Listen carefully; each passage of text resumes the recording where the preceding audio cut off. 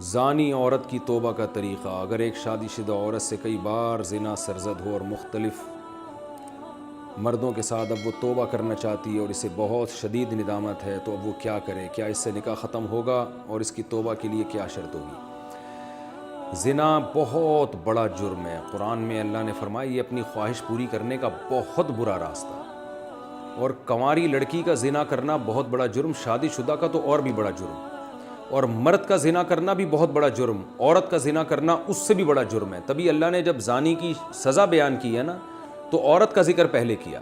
قرآن ہر چیز میں مرد کو پہلے ذکر کرتا ہے، عورت کا بعد میں۔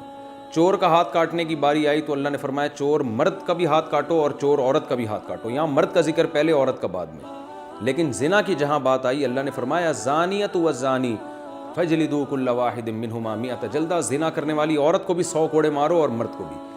تو یہاں عورت کا ذکر پہلے اس لیے کیا کہ عورت میں زنا کی رغبت کم ہوتی ہے اور اس میں حیا بھی ہوتی ہے، اس کے باوجود اس کا زنا کرنا یہ بہت بڑا جرم ہے۔ مرد کا بھی زنا کرنا بہت بڑا جرم ہے، سزا اللہ نے دونوں کی ایک رکھی ہے، لیکن حقیقت میں یہ فرق ہے ان میں، یعنی عملی طور پر دونوں کی جرم میں فرق ہے۔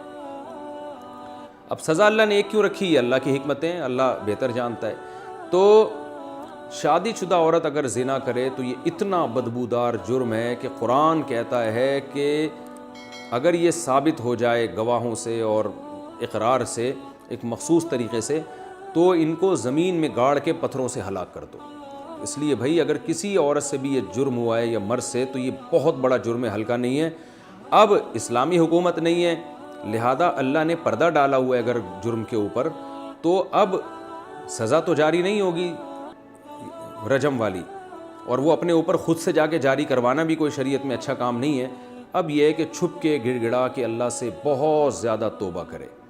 اللہ غفور الرحیم ہے، بڑے بڑے گناہوں کو معاف کر دیتا ہے، اور آئندہ کے لیے ولا تقربوا الزنا، قرآن کہتا ہے ایسے کام بھی مت کرو کہ زنا کی طرف تمہاری رغبت ہو۔ تو اس خاتون کو چاہیے کہ خوب گڑ گڑائے اللہ سے اور کچھ صدقہ خیرات بھی کرے، اور دوبارہ من تاب وآمن وعمل عملا صالحا، جیسے اللہ نے سورہ فرقان میں فرمایا جو توبہ کر لے گا اور اپنے عقیدے کو مضبوط کر لے گا اور آئندہ نیک اعمال اختیار کر لے گا، تو اللہ اس کے گناہوں کو معاف کر دے گا۔ تو ان کو چاہیے خوب اللہ سے توبہ کریں اور آئندہ کے لیے اپنی زندگی تبدیل کر دیں۔ اللہ غفور رحیم ہے، اور پھر سچی توبہ کرنے کے بعد اس جرم کو بھول جائیں، نہ کسی کے سامنے تذکرہ کریں، نہ خود سوچیں ایسے جیسے کبھی کیا ہی نہیں ہے، ایسے اپنے بارے میں یہ ذہن میں رکھیں کہ جیسے میں نے کبھی یہ کیا ہی نہیں ہے، بار بار اس کو سوچیں نہیں۔ پھر ناجائز تعلقات میں لیے گئے تحفے کا حکم۔ اگر کسی کا ناجائز ریلیشن ہو اور محبت میں تحفے کا لین دین ہو، تو کیا اب ان تحفوں کا حکم کیا ہوگا؟ کیا وہ واپس کرنا ضروری ہیں؟ اگر اب اس بندے سے رابطہ نہیں ہے تو کیا اس سے رابطہ کر کے اسے سارے تحفے واپس کیے جائیں یا اس کی قیمت واپس لی جائے، یا اس کی قیمت واپس کی جائے؟ اس بارے میں رہنمائی فرمائیں۔ دیکھیں اگر کسی سے خدا نخواستہ ناجائز تعلق تھا تو اس نے جو گفٹ اس تعلق کو پیدا کرنے کے لیے دیے، یعنی کسی نے کسی عورت کو گفٹ دیے، نیت اس کی یہ تھی کہ تاکہ اس گفٹ سے یہ میرے ساتھ ناجائز تعلق رکھے، اور خاتون نے بھی لیے اسی نیت سے کہ بھئی میں اس لیے لے رہی ہوں تاکہ میں اس کی خواہش پوری کروں، اس کے ساتھ ناجائز تعلق رکھوں، تو پھر تو یہ گفٹ کا لین دین بالکل حرام تھا، اور اس خاتون کے لیے اس گفٹ کا استعمال جائز نہیں ہے۔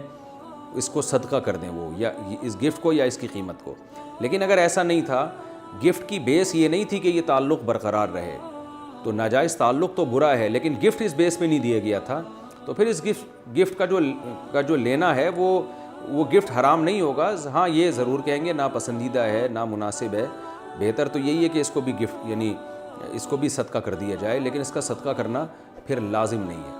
البتہ یہ کوئی پاکیزہ اور حلال طیب میں شامل نہیں ہے یہ چیز، کیونکہ نامحرم مرد اور عورت کا کوئی اس طرح کا لین دین جبکہ ان کی نیتیں بھی ٹھیک نہ ہو، یہ بہرحال مکروہ اور ناپسندیدہ ہے، لیکن اس کو حرام نہیں کہیں گے اس صورت میں۔